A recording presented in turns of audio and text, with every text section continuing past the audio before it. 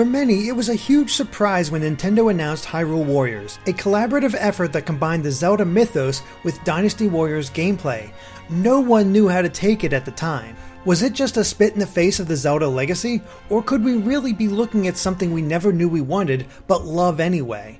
The story of Hyrule Warriors is at once familiar but quite different. An evil force led by the mysterious Sia has invaded Hyrule and, despite the fact that he's merely a trainee, Link takes up his sword to help defend it alongside Impa, Zelda, and hundreds of other soldiers. Along the way, they are aided by a mysterious sorceress named Lana who seems to know more about the situation than she lets on. Together, they have to find a way to stop Sia with the help of other warriors from across time and space, namely the Times of Skyward Sword, Ocarina of Time, and Twilight Princess. It's an extremely simple plot, though it does manage to throw in some twists at times. Exciting moments happen quite often, and you're never bored seeing all of these heroes team up to save Hyrule. But in many ways, I couldn't help but wish for more. There are some very interesting characters to be found here, but only Link, Lana, and Sia receive any kind of development. Volga and Wizro, the other two original villains, just come out of nowhere. There's no explanation of their backstory except with visual hints and clues. While it doesn't detract from the game at all, there was a ton of opportunity here to provide a more fleshed out tale. The same can be said of bringing in the other times. It's only an excuse to round out the playable characters and stages. Beyond them, there are barely any other characters from those games that make an appearance, making the multiple times aspect feel a little shallow. But it's the gameplay that really matters here. Anyone who's played a game in the Dynasty Warriors franchise will be right at home, though there are some changes to help it better fit in the world of Zelda. Each stage is filled to the brim with enemies. You'll easily get well over 1,000 kills in each one. While most are simple foot soldiers that barely qualify as a threat, there are also captains that will give you more trouble with their advanced tactics. Each character has access to several abilities. There are light attacks and heavy attacks that change just what kind of combo you unleash. It's extremely simple to pick up because most combos rely simply on linking together a chain of light attacks before finishing it off with a heavy attack. And it's those heavy attacks that help make each character's fighting style feel distinct from one another. For instance, Link can hold the heavy attack in order to do his spin attack, while Zelda uses the heavy attack to imbue herself with light and expand many of her combos. In addition, you have access to special attacks and a magic meter. The special attack meter is filled just by fighting enemies. Using it will unleash the character's ultimate move, which also clears out a horde of enemies with proper aim. Meanwhile, the magic meter can only be filled with magic bottles, and once used will put the character in a super state that greatly increases their attack power and speed. In addition, the more enemies you kill in this mode, the greater chance you have for more bonuses to stack. These can come in the form of better materials, better weapons, or even just more rupees dropped. When it runs out, a super attack is unleashed. However, if you use it early, it will instantly make a more difficult enemy's weakness gauge appear. The weakness gauge indicates when an enemy is wide open and can be taken advantage of. Depleting the gauge will allow your character to perform a devastating attack that greatly decreases the enemy's health. The final piece of your character's arsenal is the items. At certain points throughout the main campaign, you will find classic items from the Zelda series, such as bombs, the bow, and the hookshot. Each one can be used to help clear out enemies, though I typically only found them useful against certain ones. They become much more useful if you collect a power-up that temporarily boosts their effectiveness. The bomb clears a wider area, while the bow shoots light arrows. Beyond the bomb power-up, I never found the others to be quite as effective, but they were still fun to use to help change up the combat. But even beyond fighting enemies, the items can be used to access blocked off or hidden areas in the stages. It helps give a bigger Zelda flavor to gameplay that often favors the Dynasty Warriors side of things. Along with the items that fill your special and magic meters, enemies can drop materials and weapons. The materials are used to power up your characters and extend their combo potential. Each one actually feels like it has an effect and are well worth tracking down. Weapons, on the other hand, can have different attack power as well as special abilities of their own, including increasing the effectiveness of its elemental type and increasing the power of certain combos. These abilities can be transferred to stronger weapons with open slots in order to create the best weapon to match your style. There's a lot to the gameplay of Hyrule Warriors, but it never comes across as overwhelming. Each new aspect is easy to grasp, and the sense of progression helps push you to find everything.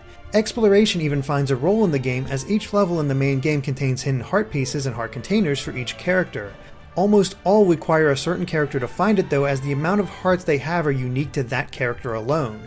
In addition, there are gold skulltulas to find in each level that unlock pieces of artwork, as well as expanding the bazaar where you can upgrade your characters. All of this progress carries over to the new adventure mode, which lifts the map from the original Legend of Zelda in order to put forth various challenges. Each square has a unique challenge, and as you progress they most certainly get more difficult. Progression is based on how well you do in a challenge, as certain squares won't unlock unless you get a high enough grade. The squares also contain unlockables such as heart containers, skulltulas, new characters, and new weapons. However, some cannot be immediately obtained as they require item cards. Using them in the square will unlock the secret and make it possible to collect it. The mode can be absolutely addicting and is just plain huge. I've already sunk hours into it and have unlocked maybe a quarter of the content. While you'll spend about 10 or so hours on your first playthrough of the main story, adventure mode will easily triple that. It's a fantastic addition that adds some variety to the standard gameplay. You can be tasked with anything from defeating a certain number of enemies within a time limit to an impromptu quiz that tasks you with paying attention to the enemy's appearance. Before going into Hyrule Warriors, I often wondered if I would get bored with the game. After all, even though you're mowing down hordes of enemies with fantastic looking attacks, one would think you'd only be able to do that for so long before it got old. However, that didn't happen, for a while at least. Seeing each new stage and trying out some new character or weapon kept things fresh as I made my way through the story. It wasn't until I went back to collect all the extra items that the repetition began to set in. But as I kept playing, especially through adventure mode, I found myself reaching an almost zen-like state. Yeah, I was fighting the same types of enemies over and over, but I could feel each character improving, and I wanted to see just what weapon I would unlock next. Though I don't think everyone will feel the same way, I found myself addicted to finding everything. Helping that was the overall presentation. When it was first revealed, the game looked very drab and lifeless, but since then Hyrule Warriors has become a treat. It's kind of amazing seeing the details in the characters and their animations, with sometimes hundreds of characters on screen at once. The stages are all well detailed and varied, and it conveys the feeling of watching a Zelda game. The cutscenes alone help portray a greater sense of scale to everything despite its average story. But there are hiccups along the way. If things get too chaotic, then slowdown can happen, though it's admittedly a rare occurrence. Of greater annoyance to me was the camera.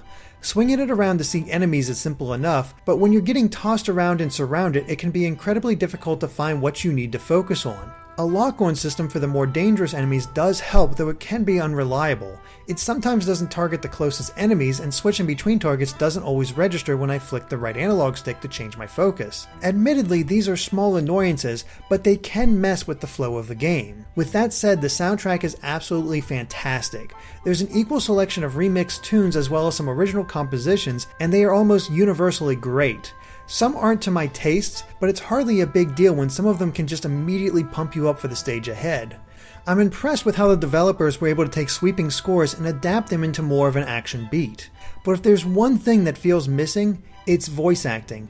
I've never had that much of a problem with its absence in previous Zelda games, but here it just feels more pronounced, especially since there's a narrator detailing events between stages. To go from that to the pantomime of the characters just feels off.